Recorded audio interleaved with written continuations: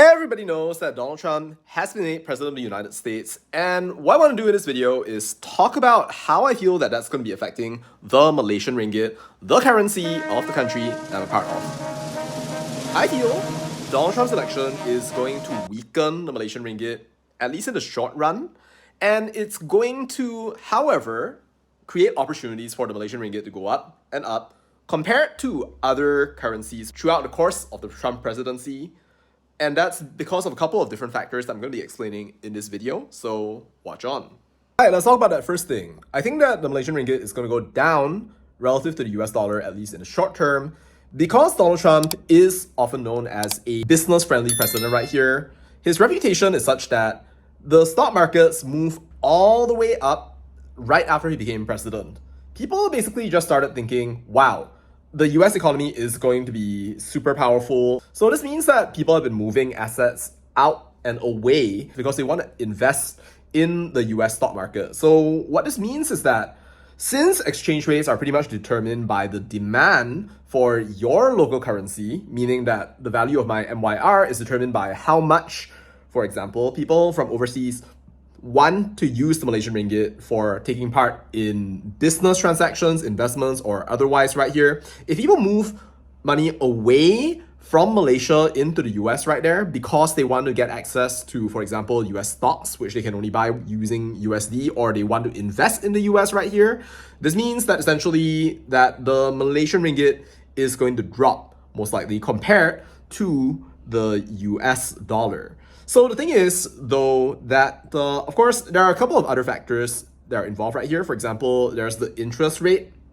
Now, in the US right now, so recent economic data basically suggests that the US jobs have essentially missed expectations right here, which means there's a reason, right, for Donald Trump and any administration at a later point to maybe reduce the interest rate. Something people might say to you is that, well, the US just had a horrible jobs report. They only added 12,000 jobs when in reality they expected about 112,000 kind of thing right there. So what they're probably going to do, and what they have done, is in fact lower the interest rate. They lowered it recently by about 25 basis points. So traditionally that would result in the US currency becoming less expensive because people are going to take out their USD and start spending it out there, which means a larger supply of USD in the market. But you have to consider right now that there's a whole ton of people out there going wild and basically just throwing money into the US stock market right there because of the Trump effect. So that is probably going to be pressing down essentially the value of pretty much any other world currency compared to the US dollar, at least at this point in time and throughout the course of the Trump presidency. All right, now let's talk about where the ringgit goes up.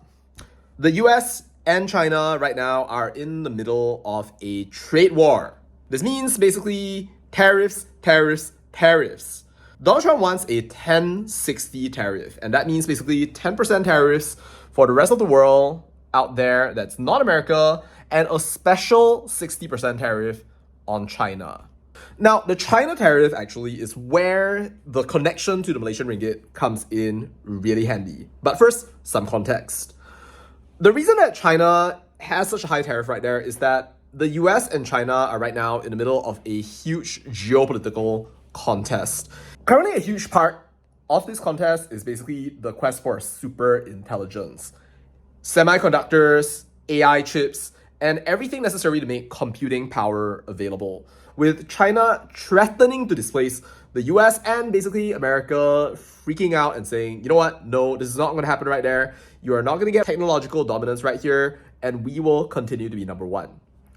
What this means is that if you're a US company and you want to import things into the US from any other part of the world right there, then you're going to have to pay 10% on whatever assessed value of goods you're going to be bringing in right at CBP.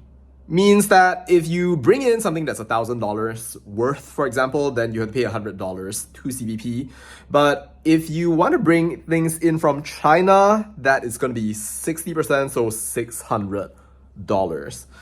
Now, where Malaysia comes in is a couple of different places.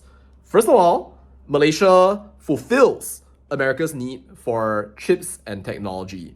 Now, one thing that we know about Donald Trump is that he is a pragmatic person. America first or not, the fact is that he is going to be fulfilling America's interests right there. And that's where we can work together, right?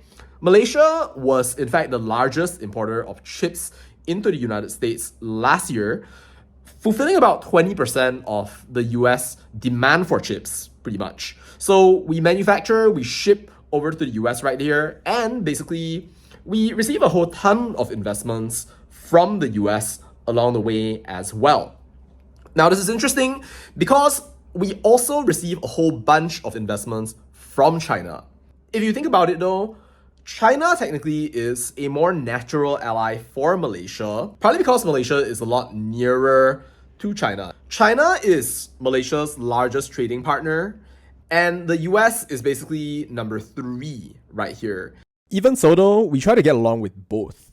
This is a very normal and expected thing because the nations of ASEAN, the Association of Southeast Asian Nations, of which Malaysia, Singapore, Thailand, Cambodia, etc. are a part right here, have always been trading nations located in the Straits of Malacca, which is basically one of the, if not the world's most important trading lanes right here. It captures about 1/3 of the world's entire global trade. And in 2025, with Malaysia becoming the chair of ASEAN and Donald Trump becoming president on the 20th of January 2025 right here, there are going to be many ways in which we will need to work together to create a common pact. Now, back to the Malaysian Ringgit. In 2025, basically, Malaysia is going to have a very crucial opportunity to reshape the way that ASEAN basically negotiates with the rest of the region right there, to strengthen its partnerships and to really solidify its role in basically making sure that the nations of ASEAN will be able to continue trading with the US right here and to continue maximizing that relationship between the US and China in the contestation of superpowers.